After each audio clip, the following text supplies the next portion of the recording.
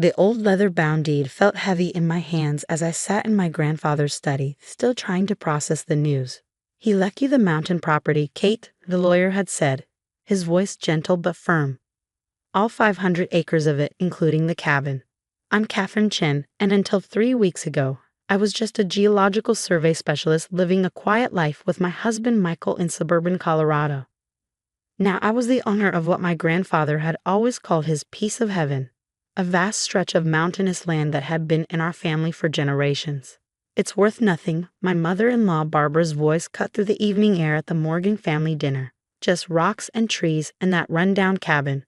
She exchanged knowing looks with my father-in-law, Robert, who nodded sagely. I should have expected this reaction. The Morgans were real estate developers, owners of Morgan Properties LLC, one of Denver's fastest-growing development companies.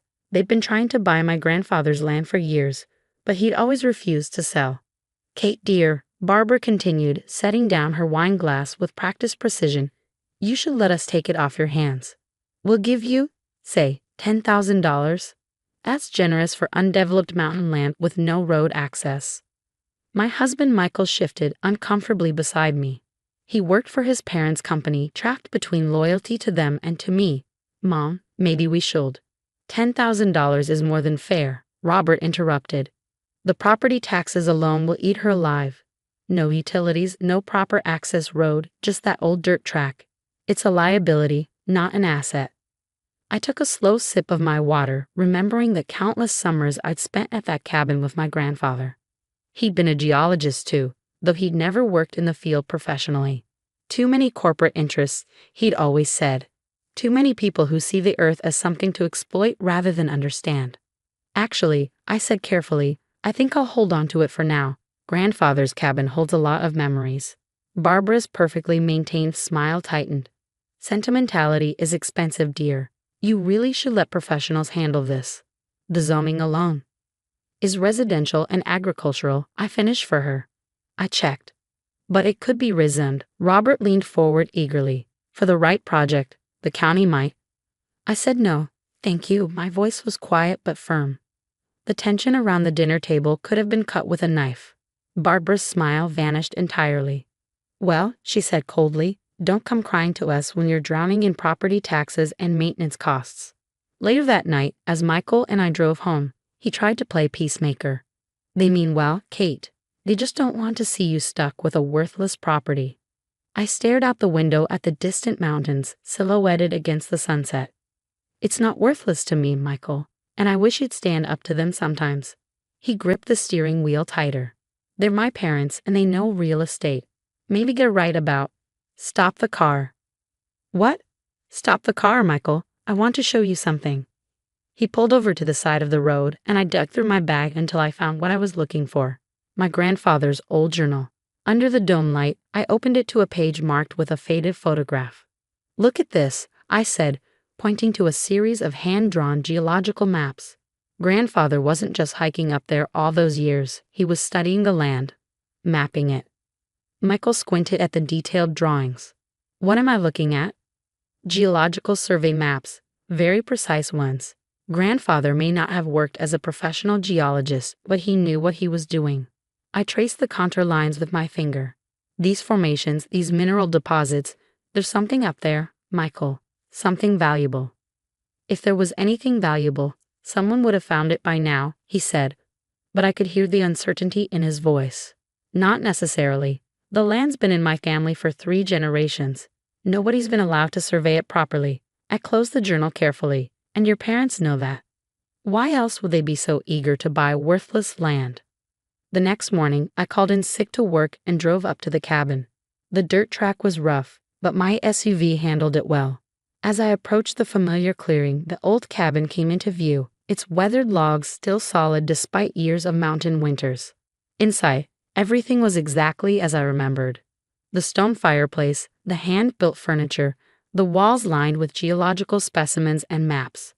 But I wasn't here for nostalgia. I went straight to my grandfather's study. It took hours of searching through his papers, but I finally found what I was looking for: a sealed envelope marked for Katie when the time comes. Inside was a USB drive and a letter. "My dearest Katie," it began. If you're reading this, then you've inherited the mountain property and the Morgans are probably already circling like vultures. They've been trying to buy this land for 20 years, ever since their initial geological survey hinted at what lies beneath, but they never found the main deposit. I did. My hands trembled as I read on. Grandfather had documented everything. Mineral deposits, core samples, test results. He'd known exactly what he had, but had kept it quiet, waiting for the right moment, waiting for me. The real treasure isn't in the minerals, Katie, the letter concluded. It's in the knowledge of when to hold your cards and when to play them. The Morgans are counting on you feeling overwhelmed, isolated. Don't let them pressure you. The land has more value than they know, and more importantly, it has more value than what lies beneath it. Trust your instincts and remember what I taught you about reading the Earth's secrets. I sat back in my grandfather's old chair, mind racing. First thing tomorrow, I would contact an independent geological survey company. But not just any company, I had someone specific in mind. My phone buzzed. Another text from Barbara. Dear, we've drawn up the paperwork. $15,000 now, just to make things easy for you. Let's get this settled quickly. I didn't reply. Instead, I walked out onto the cabin's porch and watched the sunset paint the mountains in shades of gold and purple. Somewhere up there, beneath those rugged slopes, lay the truth my grandfather had protected for decades. But as I stood there, another truth began to form in my mind. This wasn't just about minerals or money.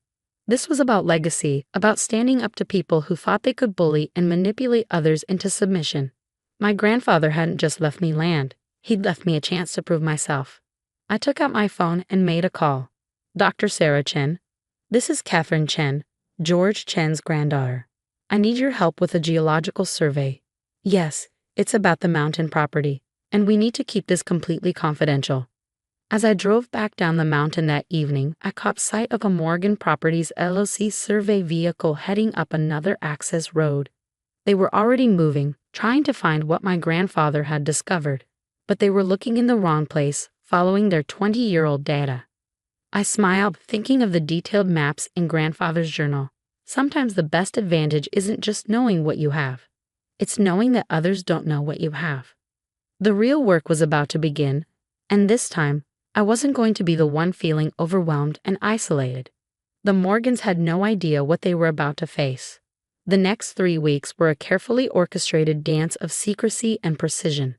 Dr. Sarah Chen, my grandfather's former colleague and one of Colorado's most respected geological surveyors, worked with her team and carefully planned shifts to avoid detection. Using my grandfather's maps as a guide, they focused on areas the Morgans had never thought to explore. Your grandfather was brilliant, Kate, Sarah said one evening, spreading out core sample results across the cabin's old oak table. He didn't just find the rare earth deposits, he found the mother lode. And he documented everything perfectly. The numbers were staggering. The land contained one of the largest deposits of rare earth elements in North America, crucial for everything from smartphones to electric vehicles. But that wasn't all. The water rights alone are worth millions, Sarah explained. The underground aquifer system is extensive and pristine. In Colorado, that's more valuable than gold. I nodded, remembering how the Morgans' latest development projects had struggled with water access issues. Now I understood their real interest in my worthless mountain land. My phone buzzed again. Barbara for the third time that day. The offers had been increasing, $25,000, then $50,000, finally $100,000. Just trying to help you avoid a burden, dear, her last message read. I kept my response simple, still not interested in selling. But thank you for your concern. That evening, Michael came home looking troubled. Kate, my parents are getting frustrated. Dad's talking about having the property assessed for fair market value, maybe forcing a sale through other means. I looked up from my laptop where I'd been reviewing Sarah's preliminary reports. What other means? He shifted uncomfortably. They've been researching your grandfather's original purchase, looking for irregularities. Dad has some friends in the county records office. Are you warning me or threatening me? The question hung in the air between us. Finally, Michael sat down heavily. I don't know anymore. They're my parents, but the way they're acting, it's not right. No, I agreed quietly, it's not. And you're going to have to decide where you stand, Michael. Because things are about to change. The next morning, I put the final phase of my plan into motion. First, I filed all of Sarah's surveys and reports with the State Geological Office. Then, I contacted 3 major mining companies known for their environmental responsibility and sustainable practices. The responses were immediate and enthusiastic. By Friday, the Morgans had heard rumors. Barbara and Robert showed up at our house unannounced, all pretense of family concern gone. "What have you done?" Barbara demanded, her voice sharp. "We have surveyors reporting unusual activity on the property. If you've allowed unauthorized surveys." "Nothing unauthorized about them," I interrupted calmly. "It's my land, remember? That worthless mountain property you were so concerned about." Robert stepped forward, his face red. "Now see here, young lady. We made you a more than generous offer." "You tried to cheat me," I corrected him. "You knew about the mineral deposits 20 years ago. Not the main deposit, you never found that, but enough to know the land's potential. That's why you've been trying to buy it all these years." "That's ridiculous," Barbara sputtered, but her face had gone pale. "Is it? Should we discuss the water rights you've been struggling to secure for your new developments? The ones that just happened to originate on my property?" Michael, who had been silent until now, turned to his parents. "Is this true? You knew the land was valuable." "Of course they knew," I said, opening my laptop to display the historical survey data I found in county records. "They've been trying to exploit my grandfather for years. When that failed, they thought they could pressure me into selling before I discovered the truth." "We were trying to help you," Barbara insisted, but her voice had lost its edge. "That land needs proper development, professional management. And it's going to get it," I cut in. "Just not from you." I handed them each a copy of the press release scheduled for Monday morning. Their faces went from red to white as they read the headlines. "Major rare earth deposit discovered in Colorado," and "Sustainable mining project to create thousands of local jobs." "You're going to regret this," Robert growled. "We have connections." "So do I replied. "Would you like to see the list of environmental law firms ready to investigate any interference with my property rights? Or should we discuss the ethics complaints I'm prepared to file about your attempts to manipulate county records?" They left shortly after, Barbara's threats fading into shocked silence as the reality of their situation sank in. Michael stayed. "I had no idea," he said quietly, "about any of it." "I know." I took his hand. "That's why you're still here while they're leaving. You have a choice to make, Michael. Not between them and me, but between right and wrong." He squeezed my hand. "I think I already made it." The next few months transformed everything. The Sustainable Mining Project became a model for environmentally responsible resource extraction. The water rights were leased to the county with strict conservation provisions, ensuring both profit and protection of the resource. But I kept the cabin and the surrounding 100 acres untouched, just as my grandfather would have wanted. On clear days, I could stand on the porch and watch the carefully planned mining operation in the distance, barely visible thanks to advanced low-impact techniques. 1 year after that first confrontation, I sat in my grandfather's study, now restored to its former glory. The wall of geological specimens had been expanded, now including samples from the very deposits he had discovered decades ago. My phone buzzed, a message from Michael. He had started his own environmental consulting firm, helping other property owners understand and protect their resources. He was finally free from his parents' influence, building something he could be proud of. Barbara and Robert had moved their operations to another state after their reputation in Colorado suffered from leaked documents about their attempted manipulation. They still weren't speaking to us, but somehow that seemed like a fair price for integrity. Sarah Chen had become a partner in our venture, her expertise helping to ensure that the mining operation remained both profitable and environmentally sound. The project had created over 3,000 local jobs, with more coming as we expanded into sustainable technology research.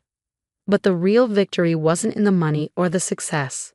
It was in proving that doing things the right way, respecting the land, being honest, standing up to bullies, could be more profitable than all the manipulative schemes in the world.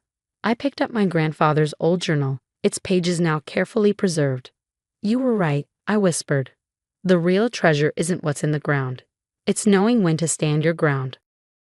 The sun was setting over the mountains, painting the sky in shades of gold and purple. just like that evening when I first discovered the truth. From the cabin's porch, I could see the lights of the research facility we built beginning to twinkle in the distance. We were doing more than extracting resources. We were creating a future. A future built on the foundation of one old man's wisdom and patience, waiting for the right moment, the right person, to reveal the truth. Not just about what lay beneath the mountain, but about the strength that lies within us when we refuse to be bullied or bought. The mountain had kept its secrets safe until the time was right. And now, those secrets were changing the world, one sustainable innovation at a time. As I watched the last light fade from the peaks, I thought about legacy, not just the physical inheritance of land and minerals, but the deeper legacy of integrity and patience my grandfather had left me. Sometimes the most valuable things we inherit aren't things at all, but the wisdom to know how to use them right. The next morning, I had a meeting with a group of young geologists eager to learn about sustainable resource management. Looking at their bright, determined faces, I saw the future my grandfather had envisioned. One where progress and preservation could work together, where standing up for what's right could change not just one person's life, but an entire industry. The real value, I told them, echoing my grandfather's words, isn't just in what you find. It's in how you use it to make the world better. And up on the mountain in the quiet sanctuary of that old cabin, his legacy lived on, not just in the wealth beneath the ground, but in the wisdom of knowing that true value isn't always visible on the surface. Sometimes you have to dig deeper, stand stronger, and wait for the right moment to reveal the truth that was there all along.